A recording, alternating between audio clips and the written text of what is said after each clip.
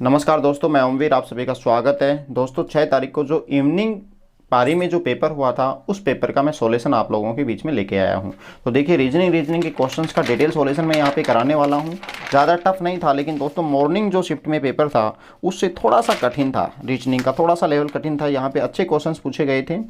देखिए पहला ही जो सवाल है यहाँ पे क्वेश्चन रीजनिंग के मिक्स आ रहे हैं, जीके के आ रहे हैं, फिर रीजनिंग के आ रहे हैं। तो यहाँ पे जो क्वेश्चन आपको दिख रहा है ये है YPOC को ये लिख सकते हैं, तो इसको हम क्या लिखेंगे दोस्तों। यहाँ पे देखिए जस्ट रिवर्स कर दिया है, सी फर्स्ट आ गया जो लास्ट था वो, फिर यहाँ पे आ गया, फिर PA और फिर ये YA, यानी कि इस प्रकार के क्वेश्चंस पहले भी आया था। ठीक है, अब हमें दोस्तों इसको उल्टा करके लिखना पड़ेगा। तो ETSAP, तो ETSAP ये हो जाएगा। थोड़ा सा मैं जल्दी सॉल्यूशन करा रहा हूँ, बिल्कुल आसान सवाल है। अब देखिए आगे, यहाँ पे बिहार का संबंध पटना से है, तो इसी प्रकार से किसका संबंध भोपाल से होगा। तो दोस्तों बिहार की राजधानी क्या है, पटना, तो भोपाल किसकी है, मध्य प्रदेश की है। ठीक है, देखिए नेक्स्ट क्वेश्चन की तरफ चलते हैं।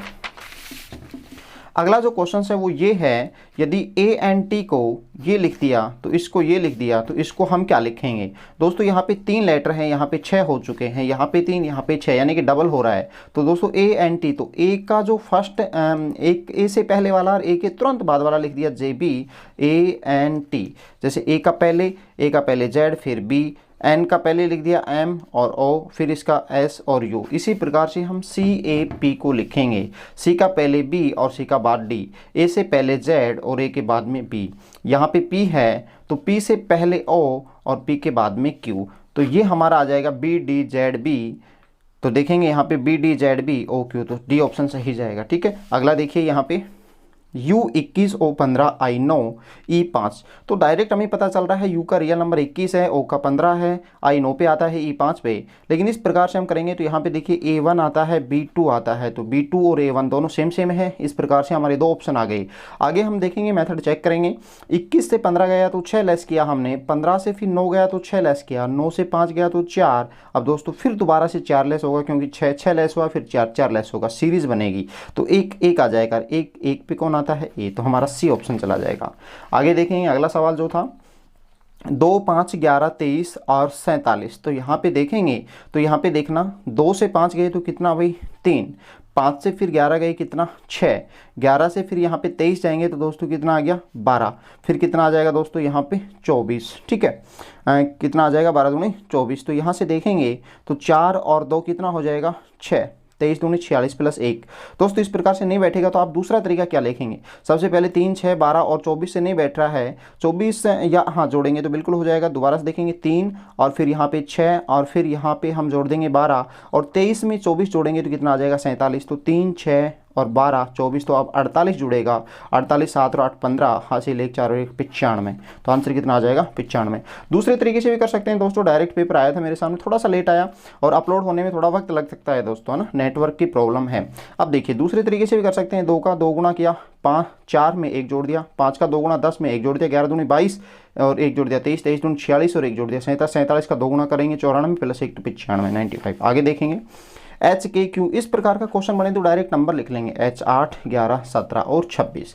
देखिए कितना 3 प्लस फिर कितना कर दिया 4, सॉरी 6 और फिर कितना किया यहाँ पे 3, 6 और फिर यहाँ से कितना करेंगे 9। तो 3, 6, 9 और अब कितना हो जाएगा 12। तो 12 प्लस करेंगे 26 पे लास्ट लेटर है तो 12 पे L आ जाएगा, तो हमारा L आंसर। ये देखिए दोस्तों लुप्त संख्या का बहुत आसान सवाल। 4 गुणा 3 12, 5 चौक 20 12, तो 7 8 56 होते हैं तो 7 आएगा। इस प्रकार के सवालों में टाइम नहीं लगना चाहिए। आगे देखिए नेक्स्ट सवाल, यदि हम इसको ये लिखेंगे तो इसको हम क्या लिखेंगे। तो दोस्तों यदि नंबर लिखा हुआ है तो निश्चित रूप से इनका जोड़ हुआ होगा। तो देखेंगे हम P 16 पे आता है, E 5, 14, 3 और 9 और 12। इनको यदि हम जोड़ेंगे तो रिजल्ट हमारा 59 आएगा। इसी प्रकार से हम यहाँ पे देखेंगे तो E कितने पे आता है 5 पे आता है, फिर कितना आ जाएगा 18, फिर 1, फिर S 19, फिर 5 और फिर 18। तो देखिए यहाँ पे 18 और 18 दूनी 36 और 36 37, 37 और 5 कितने होते हैं दोस्तों 18, 36 और 1 37, 37 और 10 डायरेक्ट जोड़ लेंगे, 37 10 47 और 47 में यदि हम 19 जोड़ दें तो कितना आ जाएगा 6 और 4 66। तो रिजल्ट हमारा क्या बनेगा ए। ठीक है, आसान सवाल था। आगे देखिए नेक्स्ट सवाल दोस्तों, यहाँ पे इस सवाल में ध्यान दें, यहाँ पे 7 पंच 35 मीन्स 5 से गुणा हो रहा है, 7 को 5 से गुणा करने पे 35, तो कौन सी संख्या को 5 से गुणा करेंगे तो 245 आएंगे दोस्तों, यहाँ पे आपका 49 आ जाएगा। ठीक है, या हम इस प्रकार से भी कह सकते हैं कि 35 और 7 का रेशियो है 5:1, तो कौन सी संख्या ऐसी लिखेंगे जो 5:1 के रेशियो में बढ़ जाएगा, इस प्रकार से भी हमारा आ जाएगा। ठीक है दोस्तों, आगे देखिए यहाँ पे एक क्वेश्चन है आप लोगों के सामने कि भाई यहाँ पे देखो 64, 16 और 4 का जो संबंध है वही संबंध हमें देखना है। तो 4 का वर्ग यहाँ पे आ गया है दोस्तों, और फिर 16 का यहाँ पे क्या कर दिया 4 से गुणा, यानी कि इन दोनों का गुणा यहाँ पे लिखा है 4 का वर्ग। तो दोस्तों यहाँ पे 3 का वर्ग 9 और 9 ये 27, तो सी ऑप्शन आपका सही जाएगा। अब देखिए यहाँ पे खालिस्तान जो है इनमें क्या कौन सा चिन्ह भरें कि समीकरण सही हो जाए। तो यहाँ पे देखिए 15 गुणा 5 करेंगे जो 75 और बराबर कभी भी नहीं आ सकता, यहाँ पे भाग लिखेंगे तो 15/5 मैं लिख देता हूँ 15/5 और बराबर में कितना है 2 + 1, तो कितना 3 = 3, तो कौन सा जाएगा बी। आसान सवाल था दोस्तों। अब ये सवाल देखिए यहाँ पे बोल दिया गया है कि फर्स्ट, सेकंड, थर्ड और फोर्थ 5 × 3 15 + 4 19। देखेंगे 5 × 3 किया 15 और +4 तो 19 आ गया। 6 × 3 +4 करेंगे 6 × 3 18 और 4 22। 6 × 5 30 +4 34, तो 12 दूनी 24 और 4 दोस्तों 28, तो रिजल्ट 28 आएगा। देखिए उपकरण कुल्हाड़ी और चाकू, तो उपकरण के अंदर कुल्हाड़ी और चाकू आ जाएंगे, तो हमारा ऑप्शन कौन सा जाएगा। आगे ध्यान देंगे, भिन्न कौन सा है, गोभी, पत्ता गोभी, आलू और सूरजमुखी। दोस्तों ये तीनों की तीनों सब्जी की कैटेगरी है, सी ऑप्शन हमारा यहाँ पे सही हो जाएगा। उसके बाद में कंप्यूटर के कुछ क्वेश्चन आए थे, फिर आगे देखेंगे हम रीजनिंग के देखिए दोस्तों ये सवाल भी बहुत आसान था, फल, सब्जी और अमरूद, बिल्कुल आसान सवाल है दोस्तों। सब्जी और फल और अमरूद का डिफरेंस कौन सा बनेगा, डी। आगे देखेंगे यहाँ पे फिर से दोबारा से देखेंगे किडनी, आंखें, नाक, कान, तो यहाँ पे किडनी आ जाएगा क्योंकि ये तीनों हम देख सकते हैं। ठीक है, आगे ध्यान दीजिए।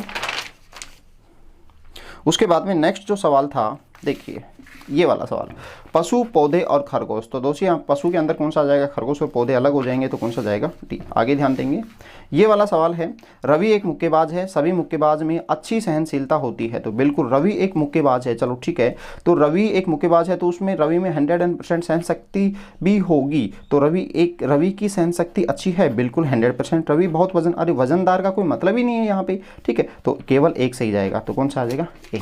आगे ध्यान देंगे, बहुत आसान सवाल था दोस्तों। और जो नेक्स्ट जो पेपर होने वाला है वो भी थोड़ा सा ध्यान दें और हम देखेंगे रीजनिंग का। देखिए एक डाइस का सवाल आया था, पासे के यहाँ पे सवाल 2 पूछे गए हैं और बहुत ही आसान सवाल हैं। देखिए ये आकृति दी गई है, तो खोलने के बाद में कौन सी दिखाई देगी, या हम रिवर्स बोल सकते हैं कि इनमें से कौन सी आकृति को फोल्ड करें कि ये बन जाए। तो दोस्तों माइनस, प्लस और बराबर पड़ोसी हैं। दूसरी बात भी हम देखेंगे तो इनकी ये जो डायरेक्शन है एंटी क्लॉकवाइज है, तो एंटी क्लॉकवाइज ही हमें मिलनी चाहिए। तो प्लस, माइनस और बराबर, तो ये वाला हम चलेंगे तो कौन सा बनेगा ए ऑप्शन। जबकि ये बिल्कुल भी नहीं हो सकता है, क्यों, माइनस और प्लस विपरीत हैं, जबकि माइनस और प्लस तो दिख रहे हैं, हो ही नहीं सकता, ये भी नहीं हो सकता, ये भी नहीं हो सकता। चलिए दोस्तों आगे हम चलते हैं। अब देखिए एक और सवाल पासे का आया था और इसमें ये है कि ओ की विपरीत वाली सतह बताना है। तो ओ दोस्तों यहाँ पे आया है तो सी एम, तो ऐसा आकृति देखेंगे जिसमें सी एम हो, तो सी एम और सी एम आपस में कट जाएंगे, तो ओ का विपरीत कौन आ गया ई, बी ऑप्शन चला जाएगा। ठीक है, अब देखिए यहाँ पे देखें तर्क वाला क्वेश्चन आया था कि क्या स्कूल के क्षेत्र में भोजन गृह होनी चाहिए, भोजन भाई कैंटीन होनी चाहिए, भाई हाँ निश्चित रूप से होनी चाहिए। ठीक है, हाँ कुछ छात्रों और कर्मचारियों के लिए प्रतिदिन अपने घर से खाना लाने में, हाँ बिल्कुल हो सकता है, बिल्कुल सही है। नहीं भाई नेगेटिव सेंटेंस भाई बिल्कुल भी नहीं हो सकता, गलत हो जाएगा, स्कूल के क्षेत्र में भोजन नहीं, ये बिल्कुल गलत होगा, तो केवल फर्स्ट आएगा आपका। ठीक है, आगे देखेंगे हम और कोई रीजनिंग का कोई सवाल होगा। देखिए ये जो सवाल है ना ये बिल्कुल गलत है, क्योंकि यहाँ पे मिरर इन्होंने इधर लगा दिया और जो इमेज बनेगा तो इसका यहाँ बनना चाहिए था। ये जो आकृति है ये इस प्रकार से यहाँ पे बनेगी ना, जो इस प्रकार से है, ए यहाँ पे है तो ए इस प्रकार से बनेगा, इस प्रकार से उल्टा बनेगा। ठीक है, इस प्रकार से बनेगा, जो इसमें किसी भी ऑप्शन में नहीं है। तो ये आपको बोनस नंबर मिलेगा यहाँ पे बिल्कुल बोनस मिलने वाला है। ठीक है, जो करके आए हैं उनको भी, नहीं करके आए उनको भी। देखिए नेक्स्ट सवाल, क्या लैपटॉप डेस्कटॉप से बेहतर है। हाँ निश्चित रूप से है भाई, हाँ उन्हें कहीं भी ले जाया जा सकता है, बिल्कुल सही है। नहीं अरे भाई नेगेटिव बनेगा नहीं, क्यों, वे निम्न विन्यास, नहीं गलत है, कौन सा जाएगा ए। ठीक है, आगे देखेंगे हम, आगे क्वेश्चंस जो हैं दोस्तों देखिए, डिस्टेंस एंड डायरेक्शन का हर पारी में क्वेश्चन आ रहा है, बहुत ही आसान सवाल है। ये देखिए, रवीश पूर्व की ओर कितना भी 15 चला है, फिर वह अपनी बाईं ओर मुड़ा, तो दोस्तों बाईं ओर ऊपर कितना 20 चला है, फिर वह दाईं ओर मुड़ा कितना 17 चला है, फिर वह बाईं मुड़ा तो कितना 20। और अब बताइए किस दिशा में जा रहा है, उत्तर में जा रहा है, तो आंसर क्या आ जाएगा, सॉरी उत्तर आ जाएगा। ठीक है, दोबारा से देख लेंगे, रवि किधर चल रहा है भाई, पूर्व में चल रहा है, फिर कितना अपनी बाईं ओर, तो बाईं ओर ऊपर जाएगा, तो ऊपर मुड़ा है, बाईं ओर मुड़ा 20 चला, फिर वह दाईं ओर मुड़ा तो कितना इतना, और फिर उधर बाईं ओर मुड़ा तो कितना 20। तो उत्तर आंसर आपका सही है, सी ऑप्शन। आगे देखिए, और कोई क्वेश्चन रीजनिंग का, एक ही क्वेश्चन है, देखिए ध्यान से। एक बच्चा अपने घुटनों के बल पूर्व की ओर चला, तो चलो भाई यहाँ से घुटने के बल चले या सीधा चले कोई फर्क ही नहीं पड़ता, 1 मीटर।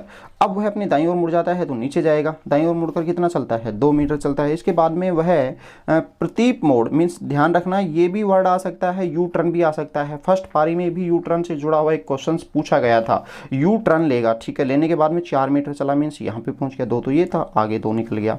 अब अंत में वह अपनी दाईं ओर मुड़ता है तो दाईं ओर कितना चला, 1। तो अब बताइए वह किस दिशा में है, तो कौन सी दिशा में है, पूर्व में है। ठीक है, आराम से, बिल्कुल आसान सवाल था दोस्तों। यू टर्न वाला थोड़ा सा कंफ्यूज करेगा, बाकी ऐसा कुछ नहीं है, जो पहली वाली शिफ्ट में आ चुका था। चलिए दोस्तों, आगे क्वेश्चन देखते हैं रीजनिंग का। ठीक है, तो दोस्तों उम्मीद करते हैं आपको बिल्कुल क्वेश्चंस जो हैं वो समझ में आ गए होंगे। ठीक है, तो ये जो क्वेश्चंस था, ये क्वेश्चन पेपर सेकंड शिफ्ट का था, और नेक्स्ट पेपर भी मैं रीजनिंग के क्वेश्चनों का सॉल्यूशन जल्द से जल्द आपको प्रोवाइड करवा दूंगा। तो आज के लिए इतना ही रहेगा दोस्तों, शेयर कर दीजिए फटाफट, जिनका भी पेपर कल होने वाला है उनको थोड़ा सा फायदा हो सके। ठीक है, थैंक यू दोस्तों, नमस्कार।